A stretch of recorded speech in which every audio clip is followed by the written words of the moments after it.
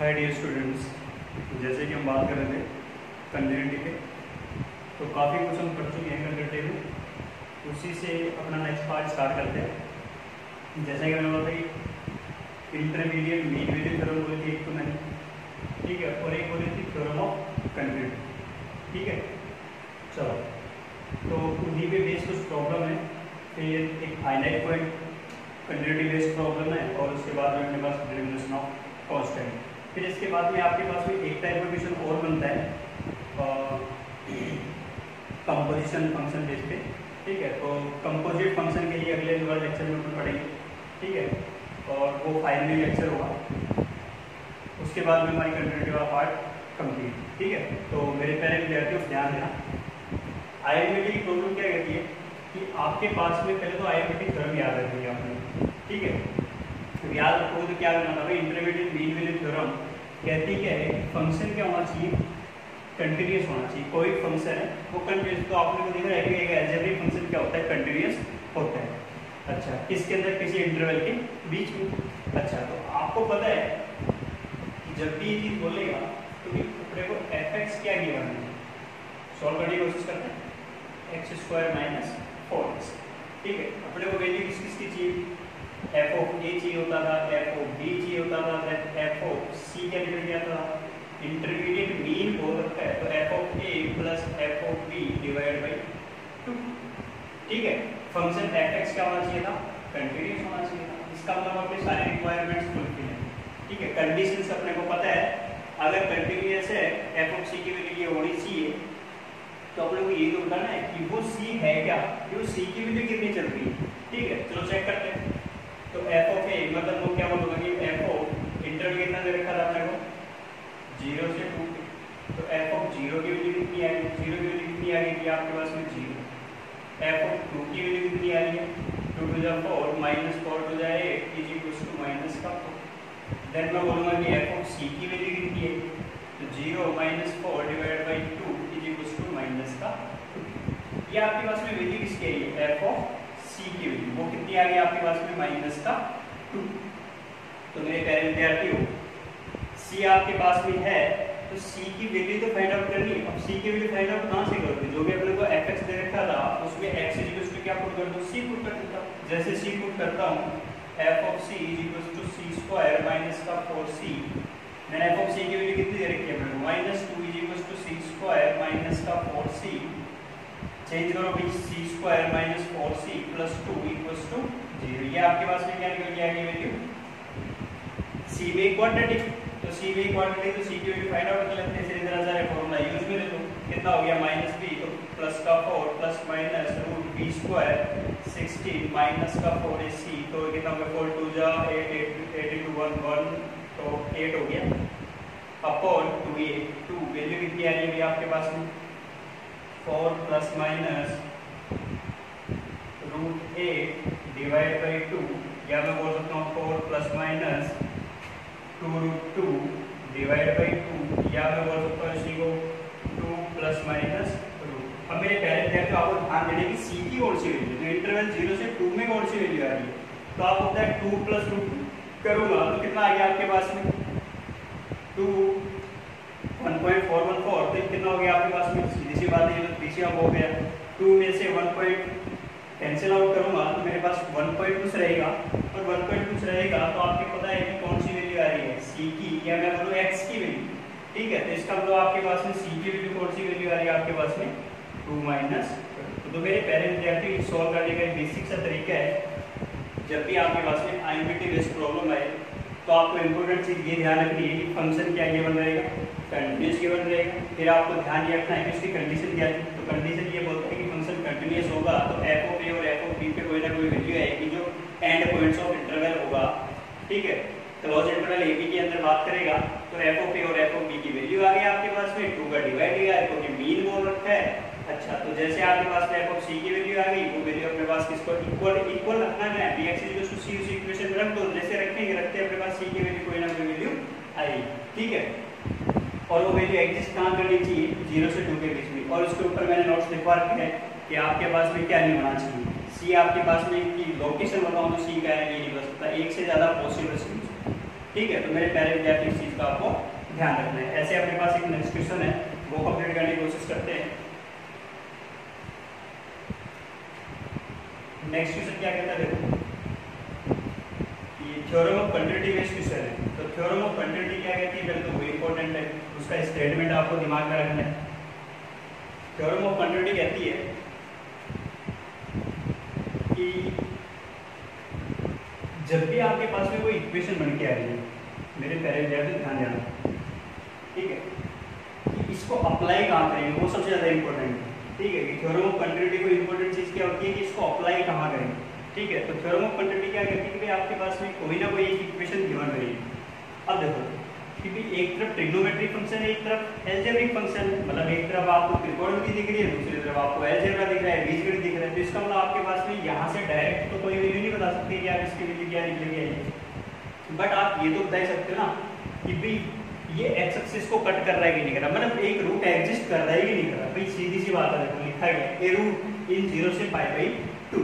अच्छा, कंडीशन क्या लिखी थी वो इंपॉर्टेंट अपने पास कि भाई आपके पास में कोई भी फंक्शन दे रखा हो, ठीक है, पहले क्या करोगे आप उसको एक साइड में लेके जाओगे और उसको उस एक्सप्रेशन को gx बोलोगे, सही है कि फिर gx जैसे बोलोगे वहां पर g ऑफ 0 की वैल्यू और g ऑफ π/2 की वैल्यू निकालोगे आप। जैसे वो वैल्यू आती है आपके पास में, ठीक है, तो कंडीशन मैंने ये बोल रखी थी कि f of a into f of b always less than 0। अगर ऐसा है तो वहां पर फिर एक ऐसा c या मैं बोलूं कि एक ऐसा रूट एग्जिस्ट करेगा। तो मेरे प्यारे विद्यार्थियों, करने का तरीका बेसिक सा है। सबसे पहले क्या ध्यान देना है कि जो भी आपके पास में गिवन इक्वेशन है उसको एक साइड में लिख दो 1 + x² = 0।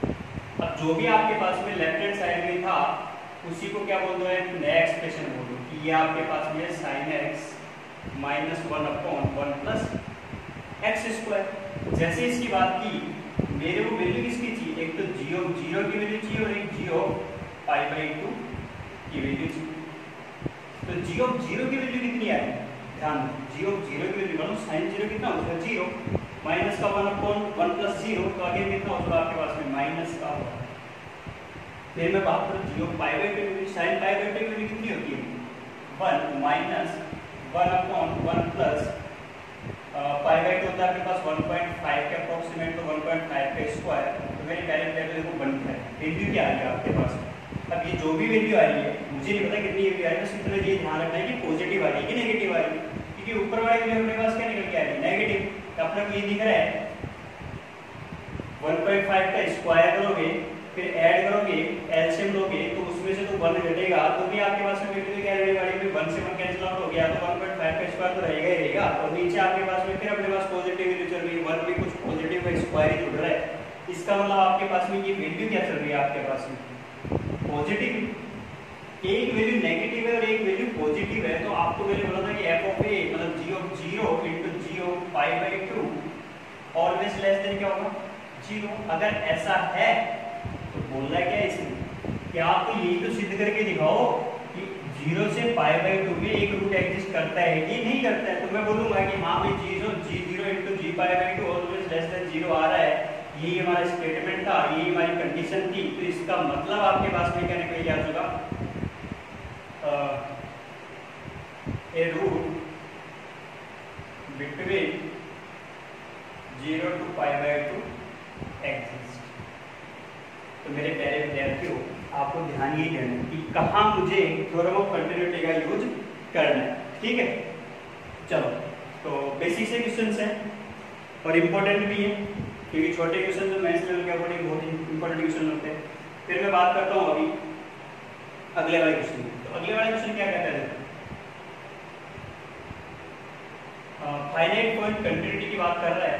तो आपको एक इंपॉर्टेंट चीज है कि इसमें फाइनाइट ही पॉइंट क्या आना चाहिए, कंटिन्यूटी वाले आना चाहिए, पहली चीज, ठीक है। अच्छा, अब देखो क्वेश्चन क्या है, ये बोर्ड के लेवल से भी अकॉर्डिंग भी इंपॉर्टेंट क्वेश्चन है, मेंस के लेवल के अकॉर्डिंग भी क्वेश्चन है, ठीक है, और एक बेसिक सा क्वेश्चन तो एडवांस के लिए भी इंपॉर्टेंट है, ठीक है। तो मेरे पहले विद्यार्थी ध्यान क्या देना, एक तरफ आपके पास में रेशनल या परिमेय संख्या है, एक तरफ आपके पास में अपरिमेय या इरेशनल नंबर्स है। तो इसका मतलब आपके पास में ये दोनों वैल्यू कंटिन्यूअस है, डिसकंटिन्यूअस है, हमें तो नहीं पता, हमें तो उस पॉइंट का ही नहीं पता, ठीक है। तो फर्स्ट ऑफ ऑल आपको करना क्या है कि आपको वो पॉइंट लेके आना है। तो पॉइंट लेके तो कैसे आओगे भाई, आप एक रेशनल नंबर दे रखा है, एक रेशनल नंबर रखा है, तो डायरेक्ट बोल दूंगे तो डिसकंटिन्यूस हो गया ना भाई। लेकिन ऐसा नहीं कर सकते अपन। क्यों नहीं कर सकते कि एक तरफ प्राइमरी संख्या एक तरफ अप्राइमरी संख्या है, उन दोनों में तो फंक्शन अलग अलग डिफाइंड है। तो मैं बोलूंगा कि सर ये तो डिसकंटिन्यूअस है।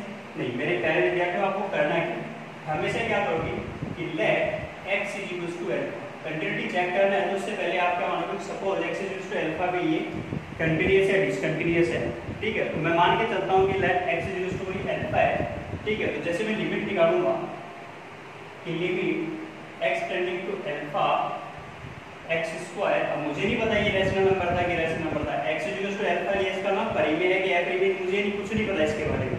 मुझे ये नंबर ही लेके आना है, सबसे इंपॉर्टेंट चीज तो है ये। सबसे इंपॉर्टेंट चीज क्या है कि आप x की वैल्यू फाइंड आउट कर दोगे, उस पर मैं क्या बोल दूंगा कि ये कंटीन्यूअस है। उसके अलावा जो वैल्यूज होंगे उन पे फंक्शन क्या होगा, डिसकंटीन्यूअस होगा, ठीक है। तो मेरे पहले विद्यार्थी ध्यान क्या देना था आपको कि let x equals to alpha x square x, जब x अल्फा की तरफ जा रहा है तो x स्क्वायर कहां जाएगा, अल्फा स्क्वायर की तरफ, ठीक है। चलो फिर मैं बात करता हूं कि limit x tending to alpha, दूसरे वाले प्रूव करके देखते हैं 2 माइनस x, देखिए कहां जा रहा है 2 माइनस अल्फा।